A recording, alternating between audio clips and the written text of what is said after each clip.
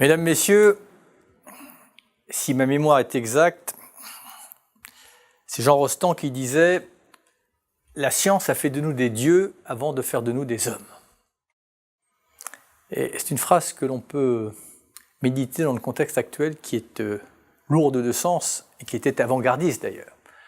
Parce que c'est vrai qu'on a tendance, hier et un peu aujourd'hui, un peu aveuglé par les succès technologiques, de se prendre pour des dieux et de temps en temps de se croire au-dessus du lot, pensant que, en fait, on peut faire cavalier seul et tracer son chemin en s'extrayant de la nature.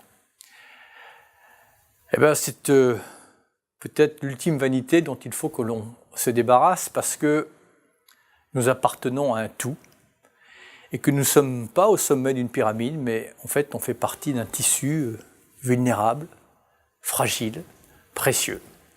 Et que quand on détricote un fil, à un moment ou à un autre, on risque d'en subir les conséquences. Bref, ai-je besoin de vous dire qu'aujourd'hui, l'urgence est de mise, si tant est que ce mot ait encore un sens. Devant l'avalanche des rapports alarmants, que certains n'écoutent même plus, devant les constats qui ne font que se dégrader, il y a un moment où notre indifférence devient une forme de résignation insupportable.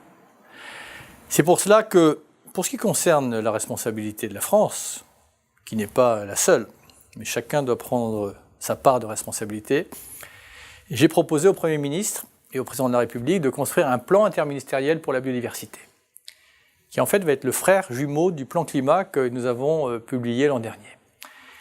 Il est fait de 5 axes pour rendre à la nature ce que nous lui devons et redonner sa place aux vivants. Afin de provoquer ce que j'ai appelé ce sursaut d'indignation, on va avoir besoin de l'engagement de tout le monde. On doit associer les territoires et ses collectivités, les associations, les entreprises, mais chacune et chacun d'entre nous, chaque citoyen, qui doit du jour au lendemain devenir une sentinelle de la biodiversité.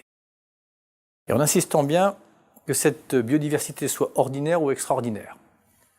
On doit, le terme est employé à tout bout de champ, se reconnecter avec la nature, peut-être se relier à la nature. Et c'est en cela que les universités de la biodiversité sont essentielles car elles renforcent les synergies. Je voudrais remercier le travail de Frédéric Tufnel qui anime avec tellement d'énergie le groupe d'études eau et biodiversité à l'Assemblée nationale pour le rôle qu'il a joué dans l'organisation de cet événement. Quel regret de ne pas avoir pu vous rejoindre à Rochefort, où j'étais il n'y a pas si longtemps, la maison de la Ligue pour la protection des oiseaux. Ces 2 journées sont l'occasion à la fois de contribuer, évidemment, plus encore à l'éveil des consciences, mais tout aussi utile à également de valoriser des alternatives innovantes. Toutes ces initiatives qui existent déjà dans nos territoires, qui sont sûrement révolutionnaires, mais qui parfois restent l'exception, qui restent encore dans l'ombre, à laquelle on doit mettre des projecteurs, on doit les valoriser, mais on doit les multiplier. Je ne doute pas, Madame la députée, que vous me ferez un compte-rendu exhaustif, nourri des échanges riches que vous allez avoir pendant ces 2 journées. Cette mobilisation, elle se prépare dès maintenant et doit monter en puissance jusqu'en 2020, afin qu'on crée une dynamique irréversible qui ne cesse de s'accélérer et une prise de conscience de même ampleur que celle qui s'est engagée sur la question climatique. Cette dynamique, cette transition écologique et solidaire, mondiale pour la biodiversité, que j'appelle de mes vœux, elle commence aujourd'hui avec votre initiative qui, je n'en doute pas, va essaimer partout dans le territoire. Il y a des solutions qui existent pour inverser la tendance. Ce n'est pas une fatalité, c'est parfois juste une forme de résignation. Il faut les faire connaître, il faut les diffuser. Mais ce qui manque dans tous les enjeux universels, c'est une intelligence et une volonté collective. Charge à nous d'en bâtir les fondations. Et dans cette perspective, que puis-je vous souhaiter d'autres d'excellents travaux.